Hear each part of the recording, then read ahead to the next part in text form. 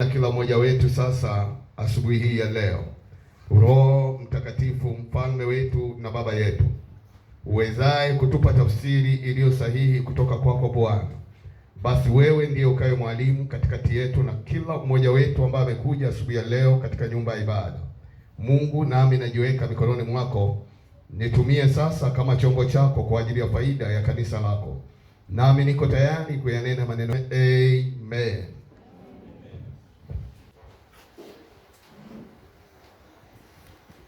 Tunaendelea na somo letu ambalo tulianza siku ya Jumatano, somo linalohusu matumizi ya mafuta kwa kanisa la sasa. Matumizi ya mafuta kwa kanisa la sasa. Wale tulioanza siku ya Jumatano wataelewa tulianza wapi na tuliishia wapi. Lakini wewe ambao utakuwa umekuja leo, unaweza usielewe vizuri, kwa sababu siwezi tena nikarudia yote, kwa vinginevyo hatutafikia hitimisho la kuelewa vizuri matumizi ya mafuta kwa kanisa la sasa. Kwa ufupi ni kwamba tuliangalia matumizi ya mafuta kwanza katika Agano la Kale. Kabla hatujafika kuangalia matumizi katika Agano Jipya, ni lazima tuangalie Agano la Kale, mafuta yalitumika kwa namna gani. Tuliangalia kwa pamoja, tukasema katika Agano la Kale, kuanzia katika kipindi cha Musa, mafuta pekee ndiyo yaliyotumika kwa ibada za dini ya Musa. Tunaposema yalitumika mafuta kwa ibada ya dini ya Musa, maana yake ni dini ya Yahwe. Tunasema dini ya Musa kwa sababu Mungu ndiye aliyemwita Musa na kwenda kuwakomboa wana wa Israeli. Maana yake wote walikuwa chini ya maongozi ya Musa, iliyoanzishwa na Mungu mwenyewe katika ule mlima Sinai, yakatwaliwa ama yakawekwa hayo mafuta, lakini hayakuwa mafuta kama mafuta wale tuliokuwa pamoja, na nitaenda haraka kidogo. Na mafuta hayo tukaona kwa pamoja kwamba yalijulikana kama mafuta matakatifu ya kutiwa. Maana yake hayakuweko mafuta mengine yaliyotumika kwa shughuli za kiibada, ila hayo peke yake ambayo yalitengwa kwa shughuli za kiibada. Na tukasema mafuta hayo yalitengenezwa kwa viungo maalum na kwa mchanganyiko maalum, na ambao Bwana Mungu mwenyewe aliwaagiza ama alimwagiza Musa. Tukasema yale aliyomwagiza Musa, alimwagiza kama mambo manne kwa ajili ya maandalizi ya hayo mafuta. Na tunapoenda, naomba nisikilize kwa makini sana, na mimi namuomba Mungu niende taratibu ili kila mmoja aweze kuelewa. Tayari tunaweza kupata muktadha wa matumizi ya mafuta wakati wa Agano la Kale. Kipindi cha Musa yalitumika kwa shughuli za kiibada, na tukasema kwamba mafuta hayo yalikuwa na mchanganyiko maalum, ni kama ifuatavyo. Mchanganyiko wa kwanza sawa na kilo 3, lakini pia tukaangalia mchanganyiko wa 3 kani shekeli 500 sawa na kilo 6. Lakini mchanganyiko wa 4 ni mafuta ya zeituni ambayo ilikuwa ni lita 6 au 5.75 kilo. Na tukaangalia pamoja kwamba viungo hivi kwa pamoja vilitoa mafuta matakatifu iliyochanganywa vizuri na kwa ustadi sana. Maana yake hayakuwa mafuta kama mafuta tu ambayo waliamua kuyachukua mahali popote, lakini Mungu alitoa hayo maelekezo. Tukisoma katika kitabu cha Kutoka sura ile ya 30 na mstari ule wa 22 hadi 33. Mtu ambaye anaweza akapata, unaweza ukasoma, na kama utachelewa naweza nikasoma. Karibu. Kisha Bwana akasema na Musa na kumwambia, jitwalie manukato yaliyo bora, manemane mbichi shekeli 500, na mdalasini wenye harufu nzuri nusu ya kiasi hicho, yaani shekeli 250, na kane shekeli 250, na kida shekeli 500, kwa kuiandama shekeli ya mahali patakatifu, na mafuta ya zeituni kiasi cha vibaba 5, nawe utayafanya mafuta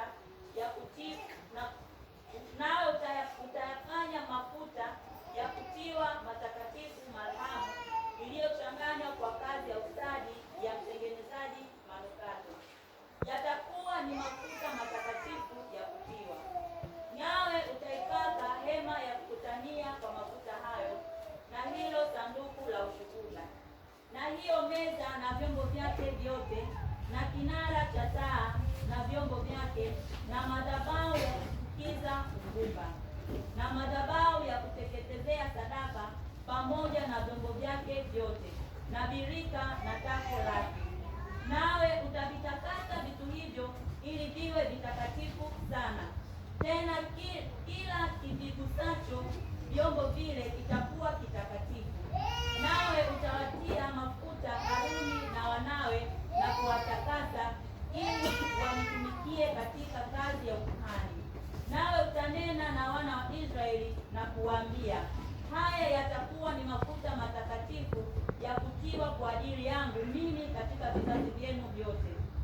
Hayatamiminwa katika kiwiliwili cha binadamu, wala msifanye mengine mfano wa haya kama yalivyoungwa kwa viungo vyake. Ni matakatifu, na kwenu ninyi yatakuwa matakatifu. Mtu awaye yote atakayechanganya mafuta mfano wa haya, au mtu awaye yote atakayetia haya juu ya mgeni, mtu huyo atakatiliwa mbali na watu wake. Bwana akamwambia Musa, jitwalie manukato mazuri, yaani natafi na shekeleti na kelpena, viungo vya manukato vizuri, pamoja na ubani safi. Vitu hivyo vyote na viwe kipimo kimoja. Nawe utafanya uvumba wa vitu hivyo manukato ya kazi ya ustadi wa mtengenezaji. Manukato yatakuwa yamekolea, safi, matakatifu. Jamani, jina la Bwana libarikiwe. Tunaona maelekezo ya Mungu akimpa Musa namna ya utengenezaji wa mafuta, na mafuta hayo anaelekeza Mungu ni kwa matumizi katika nyumba ya ibada na kuitakasa hema ya ibada. Bwana Mungu aliyatenga akayatakasa na kuyaweka wakfu, maana yake yawe mafuta matakatifu sana. Yawe matakatifu kwa ajili ya nini? Kwa ajili yake mwenyewe, na wala si katika matumizi yoyote. Maana yake alielekeza yawe ni matumizi kwa masuala yanayohusiana na ibada. Mungu anasema yatanyunyizwa katika hema ya kukutania, lakini pia anatoa maelekezo na kwa makuhani, kwa maana watakaye hudumu mahali pale ndio walipaswa waweze kutumia yale mafuta ama kupaka. Lakini pia tunaona Mungu anasema, Bwana Mungu aliweka pia tahadhari zifuatazo kuhusiana hayo matumizi ya thamani ya mafuta haya maalum ambayo yalitengwa kwa ajili ya ibada. Kwa nini ninatumia sana Bwana Mungu? Kwa sababu tumesoma maandiko, Biblia inasema ndipo Bwana Mungu akasema na Musa mara kadhaa, na hivyo na mimi najikita hapo kutumia kila wakati neno Bwana Mungu akasema. Kwa hiyo mafuta haya ambayo yalikuwa ni maalum, jambo la kwanza ni kwamba yasimiminwe katika kiwiliwili cha mtu awaye yoyote. Maana yake tunaanza katika matumizi wakati wa Agano la Kale, kipindi cha Musa. Tunaposema kipindi cha Musa, maana yake kabla ya Musa Mungu alikuwa na ibada na watu wake. Je, kabla ya Musa ibada zilikuwa zinaendeshwaje? Tunaona ni wazi kabisa kuanzia kina Adamu wa kwanza, ibada Mungu alikuwa anafanya nao kwa njia ya dhamiri. Maanake kama mtu alihukumiwa kwa dhamiri, tayari alikuwa amekosea mbele za Mungu. Maanake dhamiri ndio ilikuwa inawaongoza wakati huo, lakini baadaye dhamiri ikawa imeshindwa kumkamilisha mtu. Matokeo yake Mungu anaenda kumtuma Musa kwenda kuwakomboa wana wa Israeli.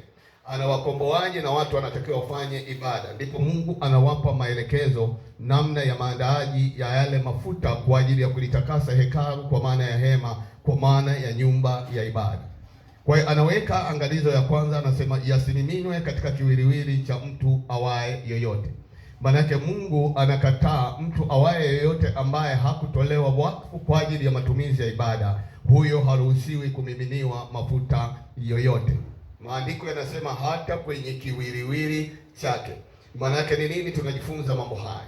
Tunajifunza mambo haya ili mimi na wewe tunapotaka kuyatumia hayo mafuta, basi tuyatumie kama neno la Mungu lilivyosema na kwa ajili ya matumizi ya Mungu ambayo aliyoyasema. Na Mungu anakataza kwa mtu ambaye hahusiki na mambo ya utumishi wa kiibada, alipaswa asiweze kumiminiwa hayo mafuta, isipokuwa anasema kwa watu waliochaguliwa na kuwasimika peke yake.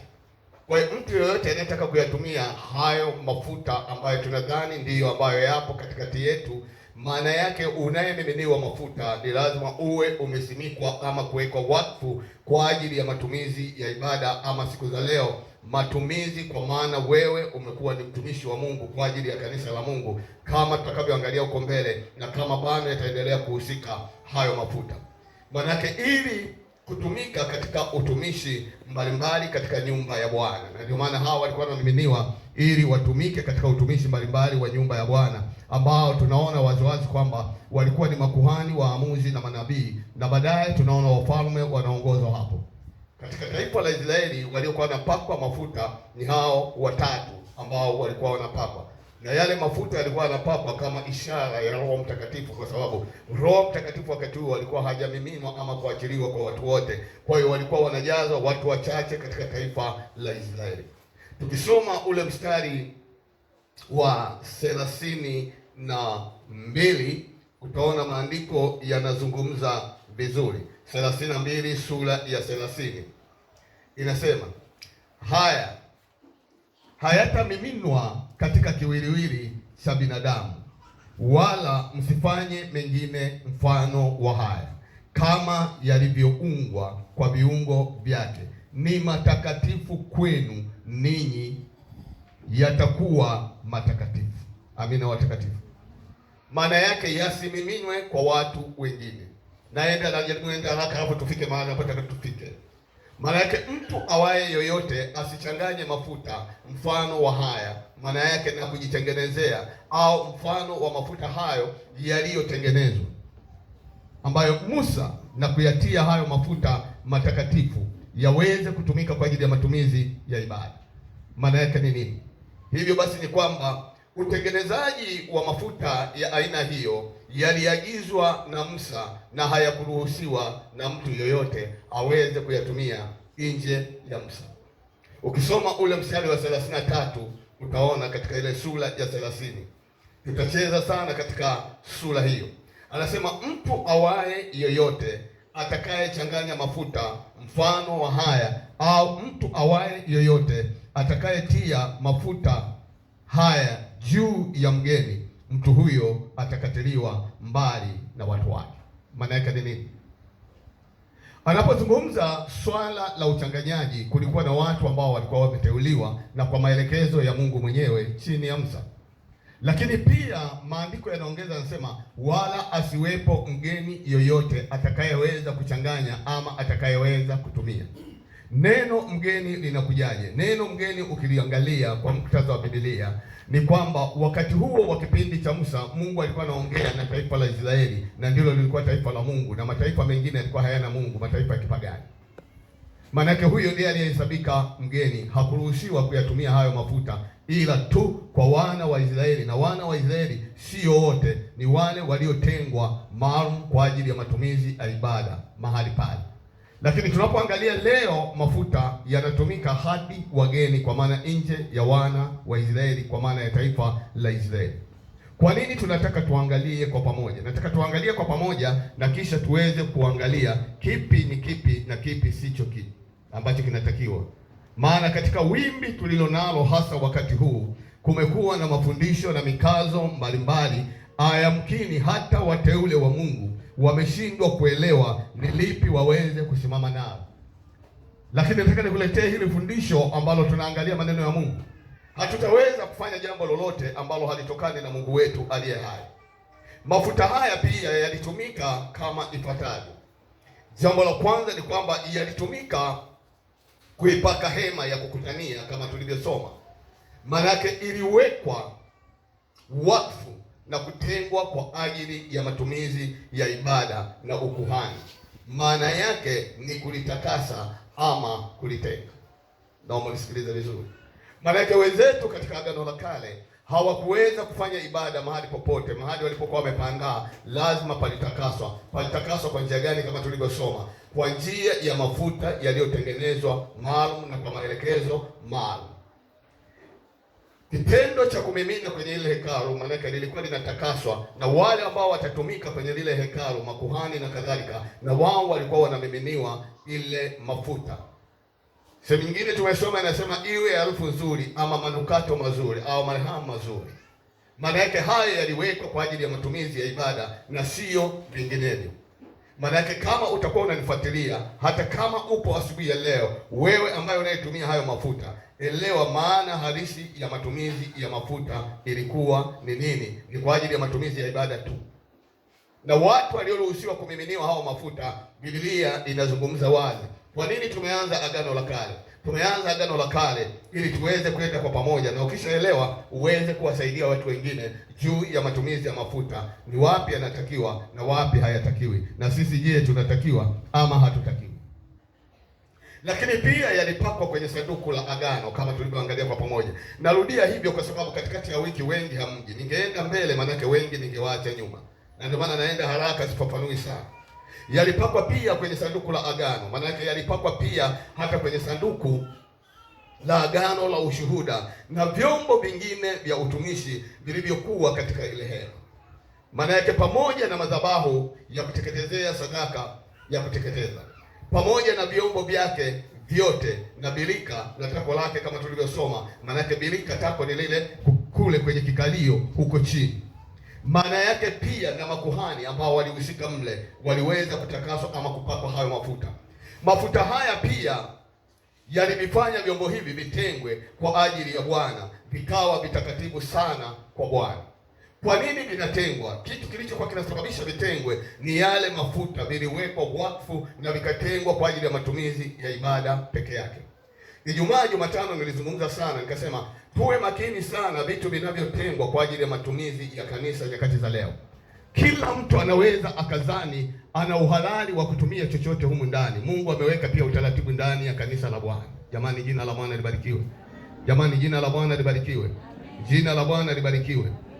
Ndio maana jambo lolote ambalo linaweza likatendeka ndani ya nyumba huwa tunaliombea ndani ya kanisa la Mungu.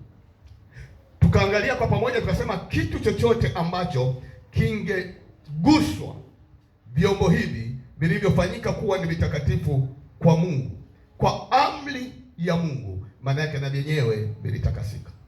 Tukaja kuangalia kwa wakati wetu wa leo. Wakati wa zamani, maana yake kama kulikuwa na chombo chochote kingekaribia kugusana na vile vyombo ambavyo vilikuwa vimetengwa, na chenyewe kilipaswa kiwe kitakatifu. Kinakuwa kitakatifu kwa sababu ya ule mgusano. Tukasema na sisi kama leo tumetengwa na Mungu, kwa maana chombo chochote, kwa maana watu wowote ambao hawajamwamini Yesu wanapokuja kwa pamoja na sisi ni lazima wageuzwe na nguvu ya utakatifu tulionayo sisi watakatifu, sio sisi kugeuzwa na wao. Amina watakatifu. Tukasema nyakati za leo ni ajabu sana, mtu ambaye ameokoka yuko katikati ya watu waliookoka, watu wanashindwa kuiga tabia yako ya mtu uliyookoka, ila wewe uliyookoka unaiga tabia zao. Maana yake unageuzwa, na wakati wewe hujatengwa kwa matumizi ya ugeuzwe, umetengwa kwa ajili ya kuwageuza watu wamjue huyu Yesu. Tukasema ni swali ambalo unapaswa uweze kulifikiria ili ujue wewe ni nani. Kabla tujaingia huko, bado tuko kwenye Agano la Kale. Ukisoma tena ile Kutoka 30:26 hadi 29 tulishasoma. Maana yake ni kwamba yalitumika katika kuweka wakfu pia watumishi waliotumika kwa kazi ya ukuhani, na baadaye pia yalitumika kwa kuweka wakfu wafalme na manabii na waamuzi kama ilivyoainishwa hapa juu. Maana yake waliongezwa na wengine wakapakwa mafuta. Si kwa kila Mwisraeli alikuwa anapakwa mafuta, hapana. Walikuwa wanapakwa mafuta wale ambao wamewekwa kwa makusudi ya kulihudumia hema la Bwana ama taifa la Mungu la Israeli. Hatuoni mahali popote katika Agano la Kale kwamba mafuta haya yalitumika kama dawa ama kama dawa ya magonjwa ama kutumika kama manukato au kwa ajili ya kujipaka mwilini. Hatuoni katika Agano la Kale. Mama nisikilize kwa makini. Mafuta, asili ya mafuta hayakutumika kama kuponya magonjwa, hayakutumika kama madawa ya kumsaidia mtu. Yalitumika kwa ajili ya ibada, kwa ajili ya shughuli za ibada. Haleluya! Lakini tukasema mafuta haya hayakutumika katika kuponya wagonjwa ama kuwabariki watu wapate baraka za mali na za kiroho, wala hayakutumika pia katika namna ya kuwa na kuwazindika watu dhidi ya nguvu za giza na laana. Wote tumesoma hayo maandiko. Lakini nyakati za leo tunaona yanatumika kwa staili hiyo. Maana yake tumegeuza matumizi ya yale mafuta kwa maana ya Biblia. Leo hii watu wanakimbizana huku na huku wakitafuta uponyaji kwa njia ya mafuta, wakitafuta kubarikiwa kwa njia ya mafuta. Lakini tunaporudi kwenye neno la Mungu, je, Biblia ndivyo inavyoelekeza? Ndivyo inavyoagiza? Nazungumza na wewe asubuhi ya leo ambayo uko hapa. Mimi ni mchungaji wako, najua uko hapa. Kuna watu wana mafuta hapa. Ndio maana kuna wakati mnaonekana, kuna wakati hamuonekani. Mkiwa na vichupa vya mafuta mnaonekana, yakiisha mafuta mnakimbia, mnaenda kuchota mnakochotaga. Na unapoenda kuchota haujui foleni ya siku hiyo itakudondokea ama haitakudondokea. Matokeo yake hatukuoni hapa. Halo? Naomba uamue, kama ni mafuta umeona ni msaada, kaa kwenye mafuta. Kama unaona jina la Yesu ndio msaada, kaa katika jina la Yesu. Amina. Na mimi nawajua wote mnayekimbilia kwenye mafuta. Na kujuaje maendeleo ya kiroho chako? Sikielewi. Maana una imani ya mafuta, una imani ya jina la Yesu. Wapi na wapi? Kwa hiyo mafuta hayakutumika kwa uponyaji, hayakutumika kwa wewe ubarikiwe, hayakutumika wewe uzindikwe dhidi ya nguvu za giza. Wapi? Nionyeshe hilo andiko. Jumatano na Ijumaa nilizungumza, na hata leo nazungumza. Kama kuna mahali Biblia inakueleza, nionyeshe. Tuko Agano la Kale na huko Agano Jipya tutafika, ili tuelewe hasa kwa undani nini matumizi ya haya mafuta. Bwana atusaidie sana. Bwana atusaidie sana. Bwana atusaidie sana. Kama nilivyoeleza hapo juu awali, ni kwamba mafuta haya yalitumika kwa ajili ya kuweka wakfu na kutenga. Maana yake kutenga, kuwatakasa walioitwa na Bwana Mungu kwa ajili ya kazi yake. Na hao wote waliitwa na Mungu na kusimikwa kwa mafuta hayo. Maana yake ni kwamba waliitwa wakapakwa mafuta na Bwana au Masihi wa Bwana. Ndio maana kuna neno Mesia, yaani watu walioitwa na Mungu na kupakwa ama kusimikwa ili wawe watumishi wake. Hao ndio waliokuwa wanapakwa mafuta. Na yale mafuta waliokuwa wanapakwa, hawakupakwa kwa maana ya kwamba wapate uponyaji, hawakupakwa ya kwamba wapate dhidi ya nguvu za giza, wanapakwa mafuta kwa ajili ya utumishi wa Bwana. Sasa nielewe, kwa nini wapakwe mafuta?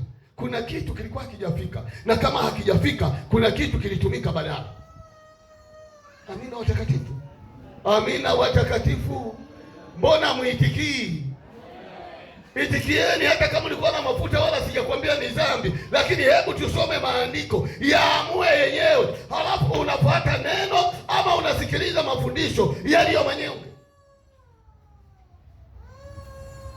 Kwa nini wanapakwa haya mafuta? Ijumaa tulisema kwamba mafuta haya yalimwakilisha Roho Mtakatifu, na watu waliopakwa mafuta haya walijazwa na Roho Mtakatifu papo hapo au baada ya muda mfupi.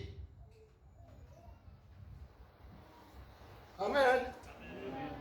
Kwa lugha nyingine ni kwamba haya mafuta walikuwa wanapakwa, maana Roho Mtakatifu alikuwa bado hajashuka. Kwa hiyo katika taifa la Israeli nzima waliokuwa wanajazwa mafuta ni watu ambao walikuwa wachache, ambao walikuwa ni makuhani, manabii na wafalme, baadaye na waamuzi. Wanapakwa kwa ajili ya matumizi ya Mungu mwenyewe, na maandiko yanasema walipakwa kwa sababu ilikuwa ni mfano ama ni ishara ya nguvu za Roho Mtakatifu, na kila aliyekuwa anapakwa alijazwa na nguvu za Roho Mtakatifu. Nikuulize wewe, unayepakwa mafuta, wewe unajaa nguvu za Roho Mtakatifu? Naomba tusibadili neno la Mungu. Wewe nichukie bure, lakini nakuponya kiroho chako. Inawezekana umepoteza mali kwenye vitu ambavyo hujaelewa. Nataka nikuweke sawa. Kamata jina la Yesu. Jina la Yesu lina uweza. Jina la Yesu linaweza likakubariki. Jina la Yesu linaweza likakukinga na nguvu za giza, na wala sio mafuta. Ushahidi wa kwamba waliokuwa wanapakwa mafuta wanajazwa na nguvu za Roho Mtakatifu hapa Samueli wa kwanza 10:1-9. Soma. Someni Samueli wa kwanza 10:1-9.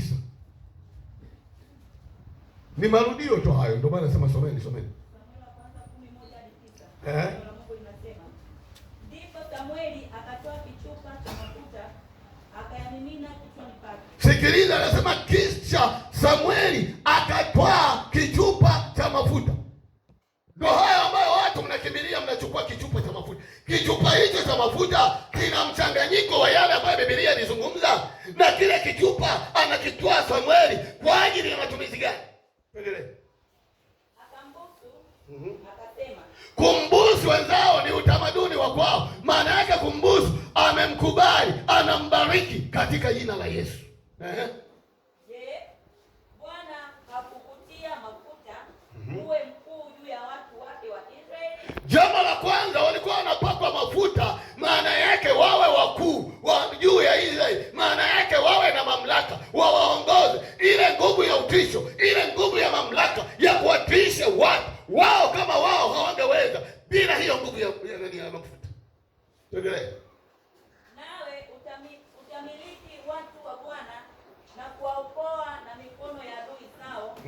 Kisha hii itakuwa ishara. Kazi ya mafuta hiyo kupakwa, nafafanua kazi yake ni nini? Kisha hii itakuwa ishara kwako ya kuwa Bwana amekutia mafuta. Uwe mkuu juu ya urithi wake. Utakapoondoka kwangu leo,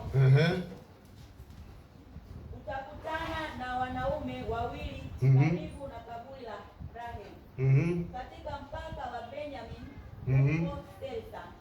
Nao watakwambia, muda hao uliokwenda kuwatafuta wameonekana. Na tazama, baba yako ameacha kufikiri habari za punda, anafikiri habari zenu, akisema, nifanye nini kwa ajili ya mwanangu? Kisha utakwenda mbele kutoka hapo na kufika kwa mwaloni wa Tabori. Na hapo watu watatu watakutana nawe, wanaokwea kumwendea Mungu huko Bethel. Mmoja anachukua wanambuzi watatu, na mwingine anachukua mikate mitatu, na mwingine anachukua kiriba cha divai. Nao watakusalimu na kukupa mikate miwili. Tulia kwanza. Yale mamlaka, yale kumilikisha, na kunielewa vizuri. Maana yake wanatengwa maalum kwa ajili ya matumizi ya Mungu, kwa ajili ya kazi ya Mungu. Na udhibitisho, anamwambia Sauli kwamba na ishara hizi utaziona ya kwamba mimi Mungu, ama Mungu amekuita. Utakutana na watu kadhaa, utakutana na hivi, utakutana na hawa waliobeba hiki na hiki, na wao watakupa hivyo vitu. Maana yake hana kazi nyingine zaidi ya kuwatumikia watu. Mmenielewa jamani? Amina, amina. Ishara zile tunaona ni kweli zilitokea. Endelea kusoma. Nawe utaipokea mikononi mwao. Baada ya hayo utafika Gibea ya Mungu, hapo palipo na ngome ya Wafilisti. Kisha itakuwa utakapofika mjini, utakutana na kundi la manabii wakishuka kutoka mahali pa juu, kwenye kinanda na tari na kinubi na filimbi mbele yao, nao watakuwa wakitabiri. Na Roho ya Bwana itakujilia kwa nguvu, nawe utatabiri pamoja nao. Hapo kwa anasema utakutana na wana wa manabii ambao watakuwa na wao wakimsifu Mungu. Kumbuka huku Samueli ameshampaka mafuta, anamwelezea atakapokutana na hao wana wa manabii, anamwambia na wewe utajazwa na hizo nguvu za Roho Mtakatifu, utaungana na hao wana wa manabii na wewe kuwa sehemu ya manabii. Ndio maana sehemu nyingine watu wanamshangaa Sauli, wanashangaa wewe ni miongoni mwa manabii, maana hujazaliwa huko. Kwa nini huyu jamaa amepakwa mafuta? Maana yake kama amepakwa mafuta ilikuwa ni ishara ya nguvu za Roho Mtakatifu. Sauli anajazwa. Sauli baada ya kujazwa nguvu za Roho Mtakatifu anaungana na watumishi wenzake. Endelea. Nawe utageuza kuwa mtu mwingine. Basi hapo ishara hizi zitakapokukutia, fanya kama uonavyo vyema. Haleluya. Umemaliza? Haya, endelea mama, nakimbizana kidogo. Kwa kuwa Mungu yu pamoja nawe. Wewe acha mama, maana hapo tulishasoma. Hawa hawaji katikati. Kama mama, jiandae tena kwenye hiyo Samueli nyingine 16, 12 hadi 13.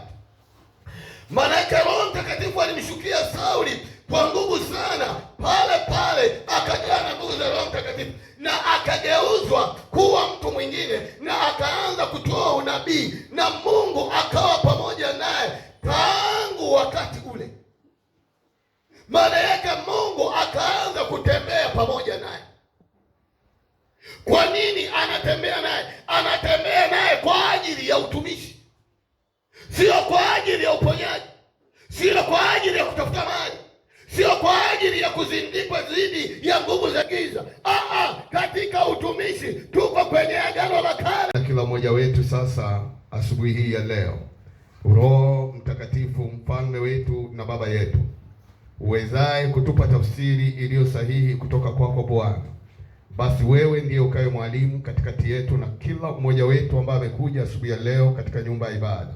Mungu, nami najiweka mikononi mwako. Nitumie sasa kama chombo chako kwa ajili ya faida ya kanisa lako. Nami niko tayari kuyanena maneno. Amen.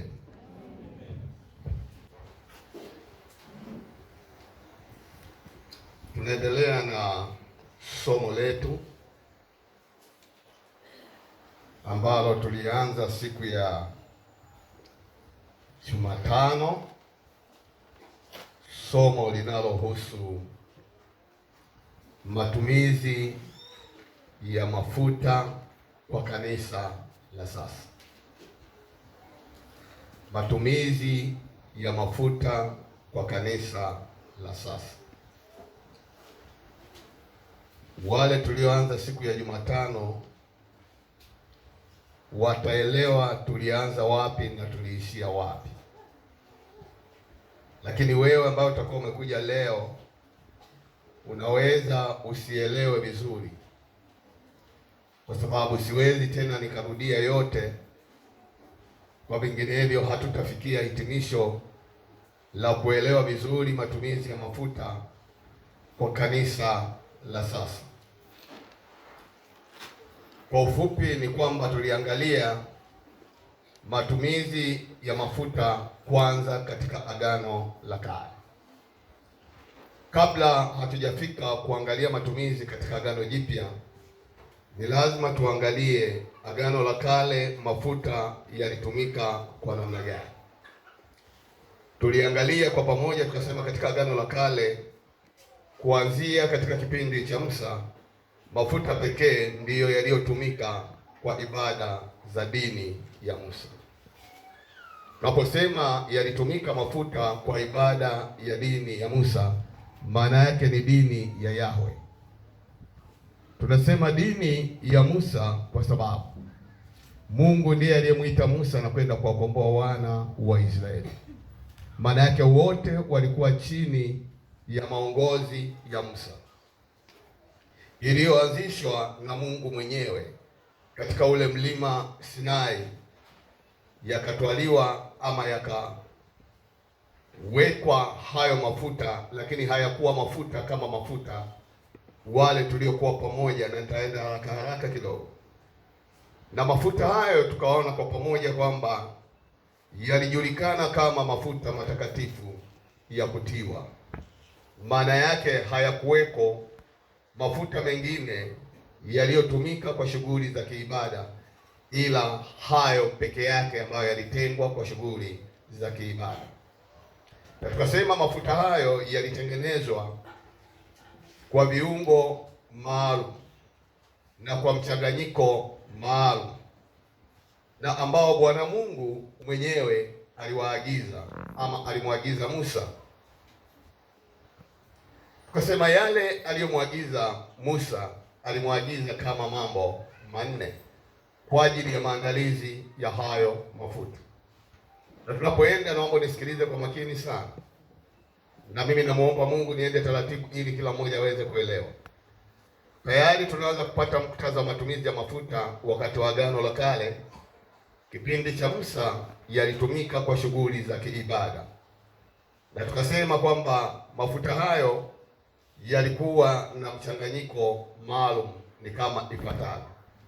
Mchanganyiko wa kwanza sawa na kilo 3, lakini pia tukaangalia mchanganyiko wa 3 kani shekeli 500 sawa sawa na kilo 6.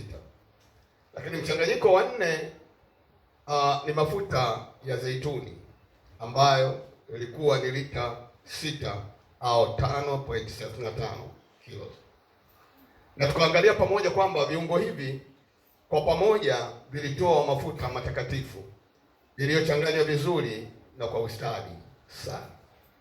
Maana yake hayakuwa mafuta kama mafuta tu ambayo waliamua kuyachukua mahali popote, lakini Mungu alitoa hayo maelekezo.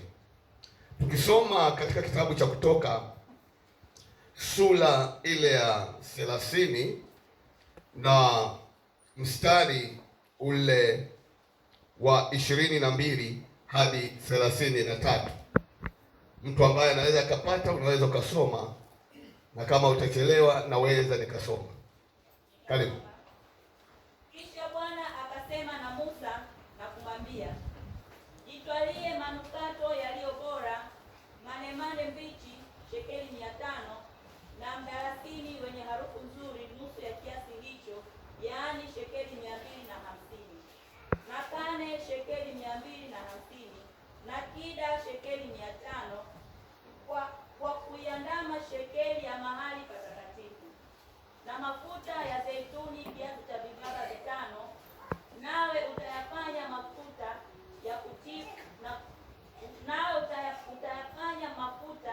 ya kutiwa matakatifu marhamu, iliyochanganywa kwa kazi ya ustadi ya mtengenezaji manukato.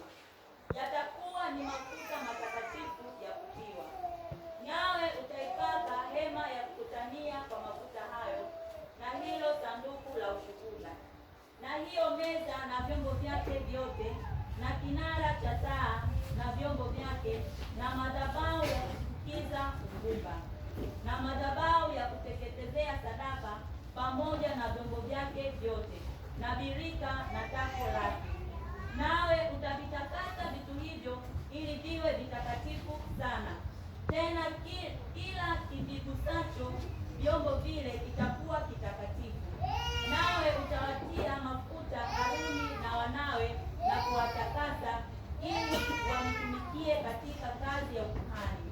Nawe utanena na wana wa Israeli na kuwaambia, haya yatakuwa ni mafuta matakatifu ya kutiwa kwa ajili yangu mimi katika vizazi vyenu vyote. Hayatamiminwa katika kiwiliwili cha binadamu, wala msifanye mengine mfano wa haya kama yalivyoungwa kwa viungo vyake. Ni matakatifu, na kwenu ninyi yatakuwa matakatifu. Mtu awaye yote atakayechanganya mafuta mfano wa haya, au mtu awaye yote atakayetia haya juu ya mgeni, mtu huyo atakatiliwa mbali na watu wake. Bwana akamwambia Musa, jitwalie manukato mazuri, yaani nashati na shekelethi na kelpena, viungo vya manukato vizuri, pamoja na upani safi. Vitu hivyo vyote na viwe kipimo kimoja. Nawe utafanya uvumba wa vitu hivyo manukato ya kazi ya ustadi wa mtengenezaji. Manukato yatakuwa yamekolea, safi, matakatifu. Jamani, jina la Bwana libarikiwe. Tunaona maelekezo ya Mungu akimpa Musa namna ya utengenezaji wa mafuta, na mafuta hayo anaelekeza Mungu ni kwa matumizi katika nyumba ya ibada na kuitakasa hema ya ibada. Bwana Mungu aliyatenga akayatakasa na kuyaweka wakfu, maana yake yawe mafuta matakatifu sana. Yawe matakatifu kwa ajili ya nini? Kwa ajili yake mwenyewe, na wala si katika matumizi yoyote. Maana yake alielekeza yawe ni matumizi kwa masuala yanayohusiana na ibada. Mungu anasema yatanyunyizwa katika hema ya kukutania, lakini pia anatoa maelekezo na kwa makuhani, kwa maana watakaye hudumu mahali pale ndio walipaswa waweze kutumia yale mafuta ama kupaka. Lakini pia tunaona Mungu anasema, Bwana Mungu aliweka pia tahadhari zifuatazo kuhusiana hayo matumizi ya thamani ya mafuta haya maalum ambayo yalitengwa kwa ajili ya ibada. Kwa nini ninatumia sana Bwana Mungu? Kwa sababu tumesoma maandiko, Biblia inasema ndipo Bwana Mungu akasema na Musa mara kadhaa. Na hivyo na mimi najikita hapo kutumia kila wakati neno Bwana Mungu akasema. Kwa hiyo mafuta haya ambayo yalikuwa ni maalum, jambo la kwanza ni kwamba yasimiminwe katika kiwiliwili cha mtu awaye yoyote. Maana yake tunaanza katika matumizi wakati wa Agano la Kale, kipindi cha Musa. Tunaposema kipindi cha Musa, maana yake kabla ya Musa Mungu alikuwa na ibada na watu wake. Je, kabla ya Musa ibada zilikuwa zinaendeshwaje? Tunaona ni wazi kabisa kuanzia kina Adamu wa kwanza, ibada Mungu alikuwa anafanya nao kwa njia ya dhamiri. Maana kama mtu alihukumiwa kwa dhamiri, tayari alikuwa amekosea mbele za Mungu. Maana dhamiri ndio ilikuwa inawaongoza wakati huo. Lakini baadaye dhamiri ikawa imeshindwa kumkamilisha mtu. Matokeo yake Mungu anaenda kumtuma Musa kwenda kuwakomboa wana wa Israeli. Anawakomboaje? Na watu wanatakiwa wafanye ibada. Ndipo Mungu anawapa maelekezo namna ya maandaaji ya yale mafuta kwa ajili ya kulitakasa hekalu, kwa maana ya hema, kwa maana ya nyumba ya ibada. Kwa hiyo anaweka angalizo ya kwanza, anasema yasimiminwe katika kiwiliwili cha mtu awaye yoyote. Manake Mungu anakataa mtu awaye yoyote ambaye hakutolewa wakfu kwa ajili ya matumizi ya ibada, huyo haruhusiwi kumiminiwa mafuta yoyote. Maandiko yanasema hata kwenye kiwiliwili chake. Manake ni nini? Tunajifunza mambo haya. Tunajifunza mambo haya ili mimi na wewe tunapotaka kuyatumia hayo mafuta, basi tuyatumie kama neno la Mungu lilivyosema, na kwa ajili ya matumizi ya Mungu ambayo aliyoyasema. Na Mungu anakataza kwa mtu ambaye hahusiki na mambo ya utumishi wa kiibada, alipaswa asiweze kumiminiwa hayo mafuta, isipokuwa anasema kwa watu waliochaguliwa na kuwasimika peke yake. Kwa hiyo mtu yeyote anayetaka kuyatumia hayo mafuta ambayo tunadhani ndiyo ambayo yapo katikati yetu, maana yake unayemiminiwa mafuta ni lazima uwe umesimikwa ama kuwekwa wakfu kwa ajili ya matumizi ya ibada, ama siku za leo matumizi, kwa maana wewe umekuwa ni mtumishi wa Mungu kwa ajili ya kanisa la Mungu, kama tutakavyoangalia huko mbele, na kama Bwana itaendelea kuhusika hayo mafuta. Manake ili kutumika katika utumishi mbalimbali katika nyumba ya Bwana, na ndio maana hawa walikuwa wanamiminiwa ili watumike katika utumishi mbalimbali wa nyumba ya Bwana, ambao tunaona waziwazi kwamba walikuwa ni makuhani, waamuzi na manabii, na baadaye tunaona wafalme wanaongozwa hapo. Katika taifa la Israeli waliokuwa wanapakwa mafuta ni hao watatu ambao walikuwa wanapakwa, na yale mafuta yalikuwa yanapakwa kama ishara ya Roho Mtakatifu, kwa sababu Roho Mtakatifu wakati huo walikuwa hajamiminwa ama kuachiliwa kwa watu wote. Kwa hiyo walikuwa wanajazwa watu wachache katika taifa la Israeli. Tukisoma ule mstari wa 32 utaona maandiko yanazungumza vizuri. 32 sura ya 30 inasema, hayatamiminwa katika kiwiliwili cha binadamu, wala msifanye mengine mfano wa haya, kama yalivyoungwa kwa viungo vyake. Ni matakatifu kwenu ninyi, yatakuwa matakatifu. Amina, watakatifu. Maana yake yasimiminwe kwa watu wengine. Naenda haraka hapo tufike mahali napotaka tufike. Maana yake mtu awaye yoyote asichanganye mafuta mfano wa haya, maana yake na kujitengenezea, au mfano wa mafuta hayo yaliyotengenezwa, ambayo Musa, na kuyatia hayo mafuta matakatifu yaweze kutumika kwa ajili ya matumizi ya ibada. Maana yake ni nini? Hivyo basi ni kwamba utengenezaji wa mafuta ya aina hiyo yaliagizwa na Musa na hayakuruhusiwa na mtu yoyote aweze kuyatumia nje ya Musa. Ukisoma ule mstari wa 33 utaona katika ile sura ya 30. Tutacheza sana katika sura hiyo. Anasema mtu awaye yoyote atakayechanganya mafuta mfano wa haya, au mtu awaye yoyote atakayetia mafuta haya juu ya mgeni, mtu huyo atakatiliwa mbali na watu wake. Maana yake ni nini? Anapozungumza swala la uchanganyaji, kulikuwa na watu ambao walikuwa wameteuliwa na kwa maelekezo ya Mungu mwenyewe chini ya Musa. Lakini pia maandiko yanaongeza, yanasema wala asiwepo mgeni yoyote atakayeweza kuchanganya ama atakayeweza kutumia. Neno mgeni linakujaje? Neno mgeni ukiliangalia kwa muktadha wa Biblia ni kwamba wakati huo wa kipindi cha Musa, Mungu alikuwa anaongea na taifa la Israeli, na ndilo lilikuwa taifa la Mungu, na mataifa mengine yalikuwa hayana Mungu, mataifa ya kipagani. Maanake huyo ndiye aliyehesabika mgeni, hakuruhusiwa kuyatumia hayo mafuta ila tu kwa wana wa Israeli, na wana wa Israeli sio wote, ni wale waliotengwa maalum kwa ajili ya matumizi ya ibada mahali pale. Lakini tunapoangalia leo, mafuta yanatumika hadi wageni, kwa maana nje ya wana wa Israeli, kwa maana ya taifa la Israeli. Kwa nini tunataka tuangalie kwa pamoja? Nataka tuangalie kwa pamoja na kisha tuweze kuangalia kipi ni kipi na kipi sicho kipi ambacho kinatakiwa. Maana katika wimbi tulilonalo hasa wakati huu, kumekuwa na mafundisho na mikazo mbalimbali, ayamkini hata wateule wa Mungu wameshindwa kuelewa ni lipi waweze kusimama nao. Lakini nataka nikuletee hili fundisho ambalo tunaangalia maneno ya Mungu. Hatutaweza kufanya jambo lolote ambalo halitokani na Mungu wetu aliye hai. Mafuta haya pia yalitumika kama ifuatavyo. Jambo la kwanza ni kwamba yalitumika kuipaka hema ya kukutania kama tulivyosoma. Maana yake iliwekwa wakfu na kutengwa kwa ajili ya matumizi ya ibada na ukuhani. Maana yake ni kulitakasa ama kulitenga. Naomba nisikilize vizuri. Maana yake wenzetu katika Agano la Kale hawakuweza kufanya ibada mahali popote. Mahali walipokuwa wamepangaa lazima palitakaswa. Palitakaswa kwa njia gani? Kama tulivyosoma, kwa njia ya mafuta yaliyotengenezwa maalum na kwa maelekezo maalum. Kitendo cha kumimina kwenye ile hekalu maana lilikuwa linatakaswa, na wale ambao watatumika kwenye lile hekalu, makuhani na kadhalika, na wao walikuwa wanamiminiwa ile mafuta. Sehemu nyingine tumesoma inasema iwe harufu nzuri ama manukato mazuri au marhamu mazuri.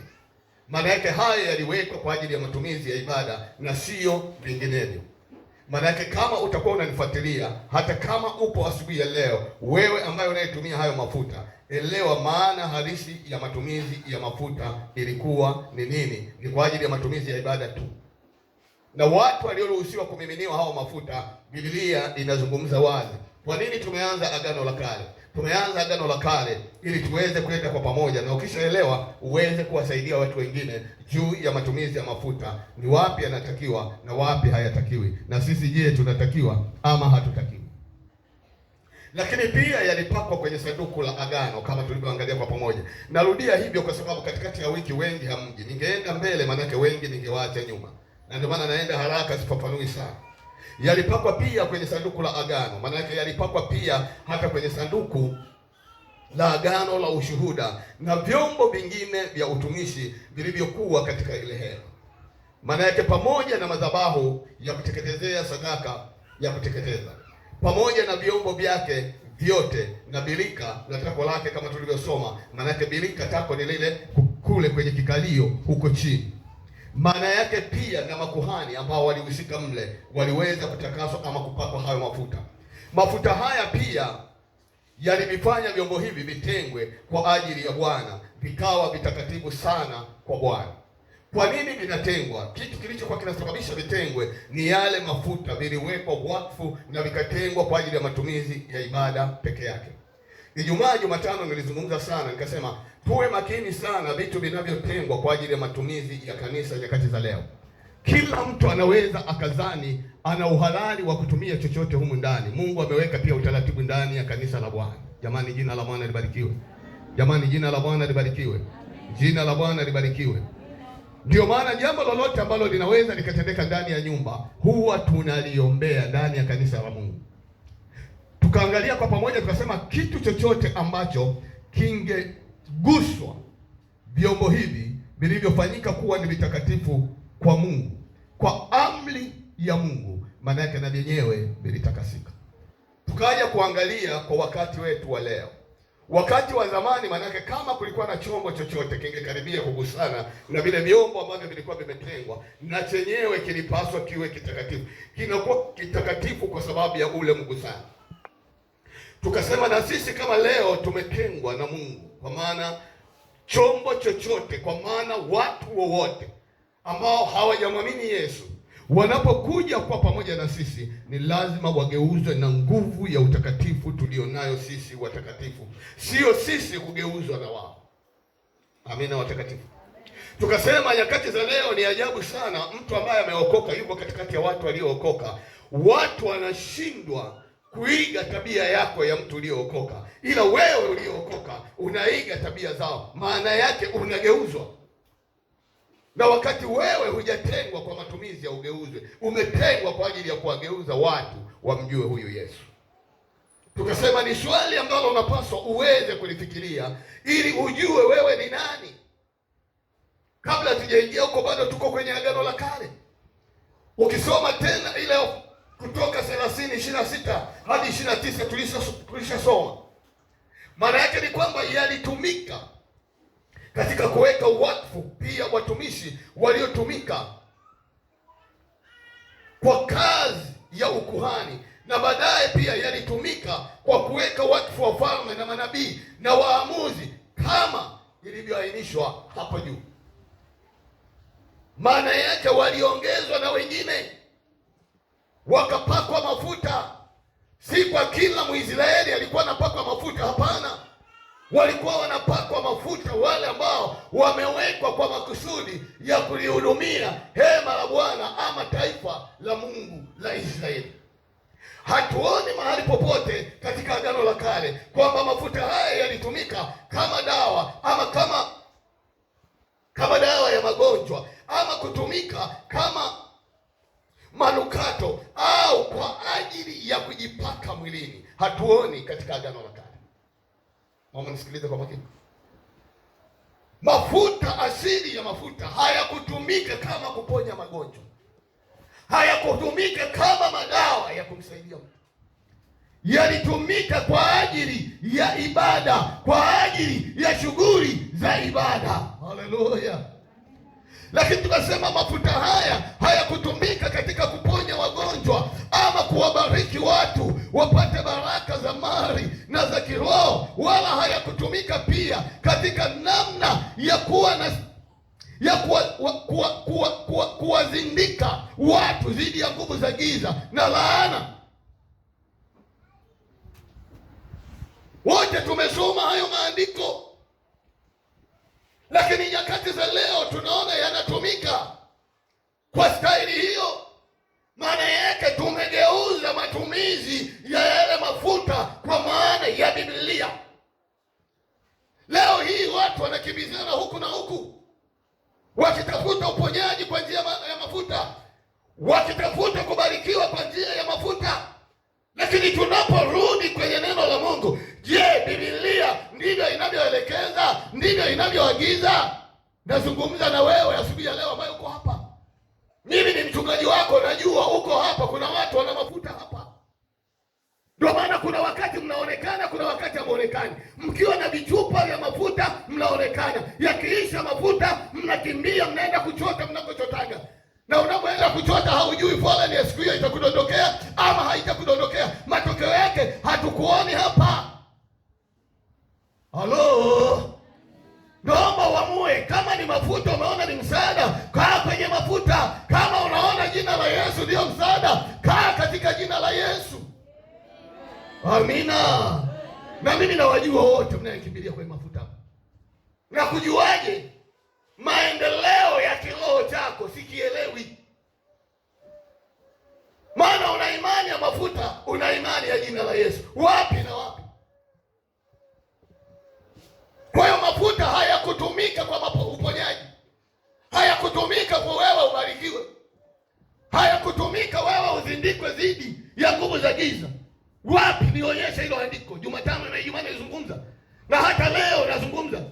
Kama kuna mahali Biblia inakueleza, nionyeshe. Tuko Agano la Kale na huko Agano Jipya tutafika, ili tuelewe hasa kwa undani nini matumizi ya haya mafuta. Bwana atusaidie sana. Bwana atusaidie sana. Bwana atusaidie sana. Kama nilivyoeleza hapo juu awali, ni kwamba mafuta haya yalitumika kwa ajili ya kuweka wakfu na kutenga.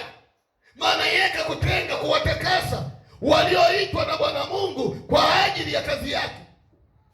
Na hao wote waliitwa na Mungu na kusimikwa kwa mafuta hayo. Maana yake ni kwamba waliitwa wakapakwa mafuta na Bwana au Masihi wa Bwana. Ndio maana kuna neno Mesia, yaani watu walioitwa na Mungu na kupakwa ama kusimikwa ili wawe watumishi wake. Hao ndio waliokuwa wanapakwa mafuta.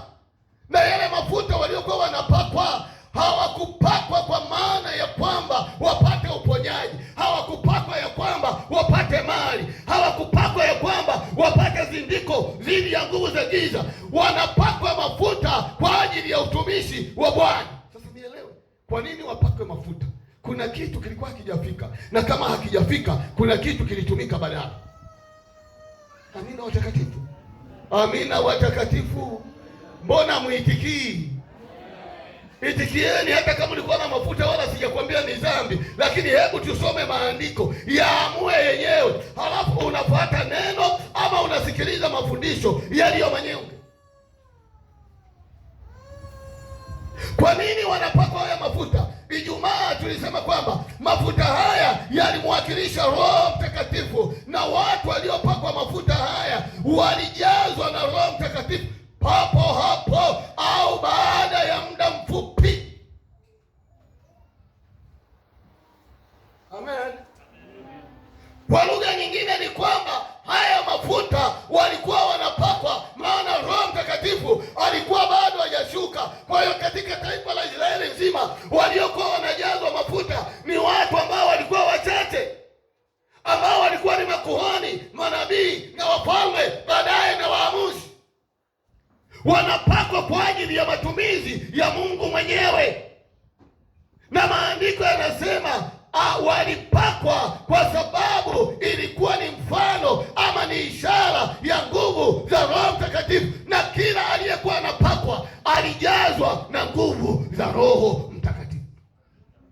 Nikuulize wewe unayepakwa mafuta, wewe unajali nguvu za Roho Mtakatifu? Naomba tusibadili neno la Mungu. Wewe nichukie bure, lakini nakuponya kiroho chako. Inawezekana umepoteza mali kwenye vitu ambavyo hujaelewa. Nataka nikuweke sawa. Kamata jina la Yesu. Jina la Yesu lina uweza. Jina la Yesu linaweza likakubariki. Jina la Yesu linaweza likakukinga na nguvu za giza, na wala sio mafuta. Ushahidi wa kwamba waliokuwa wanapakwa mafuta wanajazwa na nguvu za Roho Mtakatifu hapa Samueli wa kwanza 11:9. Soma. Someni Samueli wa kwanza 11:9. Ni marudio tu hayo, ndio maana nasema someni. Samueli wa kwanza 11:9. Mungu inasema, ndipo Samueli akatoa kichupa cha mafuta akayamimina kichwani pake. Sikiliza, anasema kisha Samueli akatwaa kichupa cha mafuta. Ndio hayo ambayo watu mnakimbilia, mnachukua kichupa cha mafuta. Kichupa hicho cha mafuta kina mchanganyiko wa yale ambayo Biblia inazungumza, na kile kichupa anakitwaa Samueli kwa ajili ya matumizi gani? Endelee. Akambusu, akasema. Kumbusu wenzao ni utamaduni wa kwao. Maana yake kumbusu, amemkubali, anambariki katika jina la Yesu. Je, Bwana hakukutia mafuta uwe mkuu juu ya watu wake wa Israeli? Jambo la kwanza, walikuwa wanapakwa mafuta, maana yake wawe wakuu wa juu ya Israeli, maana yake wawe na mamlaka, wawaongoze. Ile nguvu ya utisho, ile nguvu ya mamlaka ya kuwatisha watu wao, kama wao hawangeweza bila hiyo nguvu ya mafuta. Tegelee. Nawe utamiliki watu wa Bwana na kuwaokoa na mikono ya adui zao. Kisha hii itakuwa ishara. Kazi ya mafuta hiyo kupakwa, anafafanua kazi yake ni nini? Kisha hii itakuwa ishara kwako ya kuwa Bwana amekutia mafuta. Uwe mkuu juu ya urithi wake. Utakapoondoka kwangu leo, utakutana na wanaume wawili karibu na kaburi la Raheli katika mpaka wa Benyamin huko Selsa. Nao watakwambia, muda hao uliokwenda kuwatafuta wameonekana. Na tazama, baba yako ameacha kufikiri habari za punda, anafikiri habari zenu, akisema, nifanye nini kwa ajili ya mwanangu? Kisha utakwenda mbele kutoka hapo na kufika kwa mwaloni wa Tabori.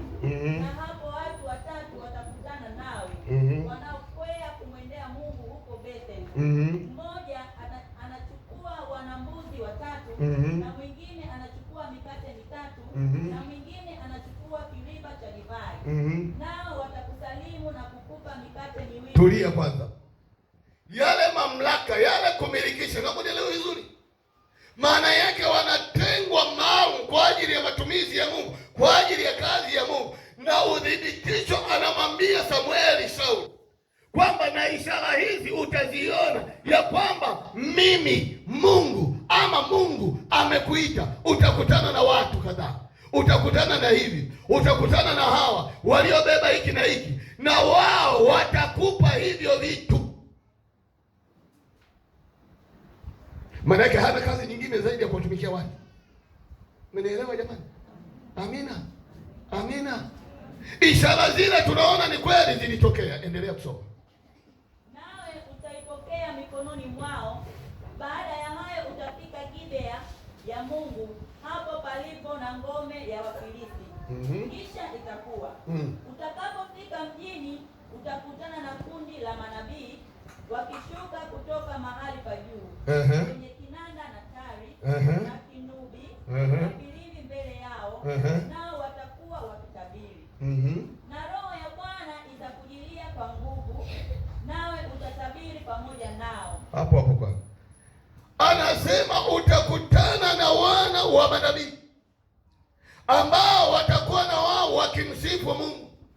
Kumbuka huko Samueli ameshampaka mafuta, anamwelezea atakapokutana na hao wana wa manabii, anamwambia na wewe utajazwa na hizo nguvu za Roho Mtakatifu, utaungana na hao wana wa manabii. na wewe kuwa sehemu ya manabii. Ndio maana sehemu nyingine watu wanamshangaa Sauli, wanashangaa wewe, na wewe ni miongoni mwa manabii, maana hujazaliwa huko. Kwa nini huyu jamaa amepakwa mafuta? Maana yake kama amepakwa mafuta ilikuwa ni ishara ya nguvu za Roho Mtakatifu. Sauli anajazwa. Sauli baada ya kujazwa nguvu za Roho Mtakatifu anaungana na watumishi wenzake. Endelea. Nawe utageuza kuwa mtu mwingine. Basi hapo ishara hizi zitakapokukutia, fanya kama uonavyo vyema. Haleluya. Umemaliza? Haya, endelea mama, nakimbizana kidogo. Kwa kuwa Mungu yu pamoja nawe. Nawe wewe acha mama, maana hapo tulishasoma. Hawa hawaji katikati.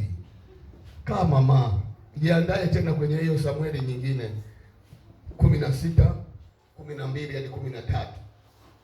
Malaika Roho Mtakatifu alimshukia Sauli kwa nguvu sana, pale akajaa na nguvu za Roho Mtakatifu na akageuzwa kuwa mtu mwingine, na akaanza kutoa unabii, na Mungu akawa pamoja naye tangu wakati ule. Maana yake Mungu akaanza kutembea pamoja naye. Kwa nini anatembea naye? Anatembea naye kwa ajili ya utumishi, sio kwa ajili ya uponyaji, sio kwa ajili ya kutafuta mali, sio kwa ajili ya kuzindikwa dhidi ya nguvu za giza. Katika utumishi tuko kwenye agano la kale, wanaita maruhani. Ndio maana saa nyingine wanawawashiaga maudi. Sasa wewe tu umegeuza, unataka ujifanye Mkristo wakati sio, huna fundisho sahihi. Yesu anasema hapana jina jingine tulopewa chini, ni jina la Yesu. Kwa nini ukimbilie Yesu? Nikwambie hata visaidizi. Kwa nini ulikwepe jina la Yesu ambalo ndilo tuliopewa? Tuliitie hilo. Tunapoliitia hilo, msaada utatokea. Amina. Amina. Amina. Amina. Haya, achana nayo. Kama mafuta ni kweli ni huduma, kwa nini utoe? Na Yesu anasema mmepewa bure, toweni bure. Kwa nini utoe hela? Ukija hapa sadaka yenyewe unajifikisha kwenye mafuta, mwanangu, na mwaga hela. Wajinga ndio wali wao. Halo? Halo? Na kuanzia leo kama ulikuwa nenda utaangamia mwenyewe, ila aliyesikia upone kwa jina la Yesu. Amina. Sasa muda unanikimbia sana, na mimi ni mtu ambaye naheshimu sana. Eneo la pili nilitamani tuangalie matumizi ya mafuta katika kipindi cha kanisa la leo. Sasa kule tuliangalia kanisa la sasa la leo hili hapa hivi, mafuta tunayatumiaje? Maana kumekuwa na misisimuko mikubwa wa matumizi ya mafuta ya upako, maji ya upako, mizizi sijui mizizi ya nini, mizizi ya mafuta ya upako sijui na kadhalika, yaani chumvi ya upako, yaani keki za upako na za vitu vingine mbalimbali. Mungu atusaidie sana. Sijui wametoa wapi hivi. Mtu anaibuka. Haleluya, chumvi ya upako, maji ya upako, mafuta ya upako. Someni Biblia.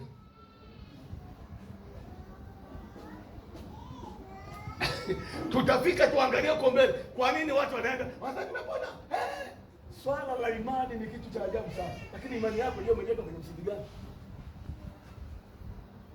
Nikwambie, mtu akiwa na shida, mama, hata ukiambiwa maji ya tembo yanatoa degedege, unakunywa maji. Maji yameniponya, ungeweka imani. Wale jamaa ambao huwa wakiangalia wanaitwaje wale?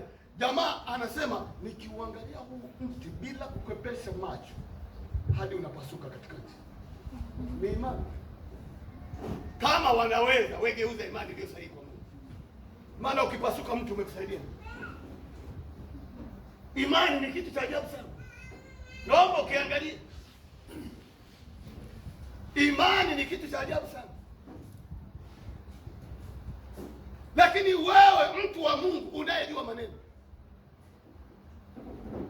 wapi na wapi chumvi ikawa na upako? Chumvi iko kwa ajili ya matumizi ya chakula. Chumvi ipo kwa ajili ya kutibu mwili. Sio, mnaelewa? Na leo hii niwaambie, tutatakiwa tuishi kwa imani. Maana tunakoenda, mzee wangu wa mbali, si tutakula nini? Maana najua wataalamu wa afya sijui vipi. Unatuchanganya akili. Usile nyama delima. Mara akwambia usile nani wali. Mara usile tena na unga wa mahindi. Ndizi sio nzuri. Usile samaki. Sijui kila sana samaki zinaleta goita hivi ya kuvipa shingo. Sasa tule nini? Nani? Usinywe maji, sijui analeta shida. Hivi mnasikilizaje au msikilizi? Usinywe nani juice inaleta shida. Usinywe soda. Sasa tule nini? Unajua sasa tumechanganyikiwa hapo. Ule nini? Maana kila kitu kibovu. Umenielewa? Saa hizi kanza ndio imezagaa. Nikawa nafuatilia maana nasema kanza chanzo cha kwanza kinasababishwa samani mboga za siku ya likizo. Mboga za majani. Kivipi? Wanapiga madawa, wanaweka mbolea, hawazingatii vile vipimo. Wakipiga dawa ikae sijui siku 7.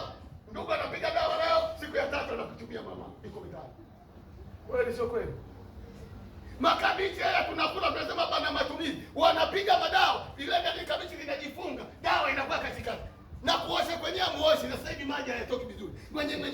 Ndio maana kila kabichi kinachukiaga ina harufu kachocha tu. Nani kama mchecho. Sasa mtu mmoja akasema hivi vyakula. Nikasema Mungu wewe, ninakushukuru angalau mimi nakaa huku kijijini. Naweza nikalima mwenyewe matembele. Yale maji nayooga bafuni, yanayomwagika nje. Kule nje naweka matembele. Kule mtu kuna kichujio kizuri cha ardhi. Hamuelewi nyie. Mungu ndiye aliweka vitu vya asili. Sasa kutokuelewa ndio tunaangamia. Yaani Mungu tu atusaidie. Sio, umenielewa? Njoo kwenye kuku mzee wa mbali. Hawa broiler toko tutakula zamani na wa sasa hivi. Ladha sawa. Yaani zaidi unaweza kukuta paja kubwa unatafuna kama mpira fulani. Yaani mimi hata sionaga hata ladha. Sijaokoka sana ila najitoa mimi kwenye mabroiler. Maana mimi sioni ladha yoyote. Sijui umenielewa? Kama unaweza kutengeneza vitu vya asili, tengeneza. Amen. Lakini huko hiyo nakwambia kuleni dona. Saizi dona anasema inasababisha kansa, maana yale mahindi yaliwekwa kwenye gala la Iringa miaka 14 iliyopita na wajanja. Njaa ikitokea hawatoi yaliyoweka mwaka jana. Wanatoa ya miaka 7 iliyopita. Miaka 7 mdudu hajagonga kuna dawa. Wewe unaletewa. Neema tu ya Mungu. Yaani unaweza ukachanganyikiwa na hii dunia. Ndio maana lima utapunguza magonjwa mengine. Mimi nakula dona ambayo mahindi tunajisagia wenyewe. Hatuweki dawa, tunafunga kwenye kingani cha ile mifuko ya kingani cha. Ukijifungia huko salama. Weka siwe kuwa chukule kibali. Hii lishe kuosha kwenye hujui kuosha. Fikiria mdudu miaka 7, miaka 14 imeshindwa kutoboa ule mwili. Wewe hiyo sumu unaitoa kwa wakati gani? Mungu atusaidie. Halo? Amen. Ndio hayo tunadanganya. Maji ya upako, sijui nini na nini. Ndio wenyewe mnaenda kunywa hadi maji ya maiti. Maana yale maji mnayochukua hamuelewi yametoka wapi. Yana maagano gani? Ndio maana unakuta mtu yani kiguna njia. Kila siku na nimeenda tu. Kuna mama mmoja sijui yuko hapa. Alikuwa ananipa ushuhuda. Azao mchungaji alienda kwa nabii yule wa Morogoro. Yeye yuko mlimani. Kila anaenda naambia aende sijui na plastiki la maji. Anasema akaenda na ndo. Anasema lakini hakufanikiwa kumkuta yule mtume. Kumbe nalo lijanja, yale maji liko mlimani, litakunywaje litaogaje? Leteni hayo. Na wewe shikilia jina la Yesu. Mmenielewa ndugu yangu? Shikilia jina la Yesu. Na kama ulienda kuchukua chumvi ya upako, wewe njoo nikufundishe. Upako tu uchukua kwa Yesu. Omba ishi maisha matakatifu. Mlingane Yesu. Yesu awe ndani yako na yeye uwe ndani yake. Hapo utatembea kwa mamlaka ya jina la Yesu. Amen.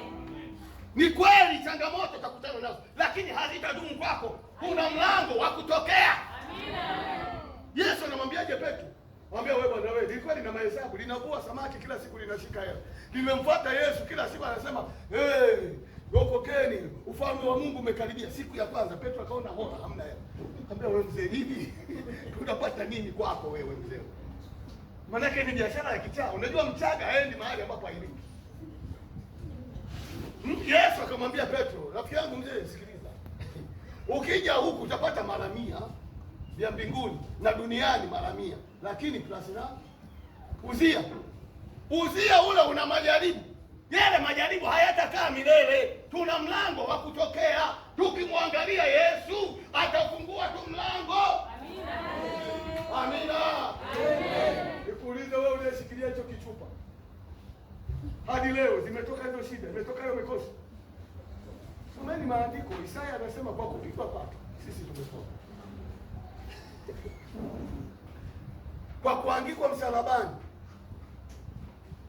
laana inaondoka kwetu. Yupo mtu tumng'ang'anye huyo ambaye ni Yesu, sio kitu kingine. Simama kwa Mungu. Jumatano naendelea na hizo kanisa la leo. Tumemaliza kanisa Agano la Kale, tukaingia kanisa la sasa.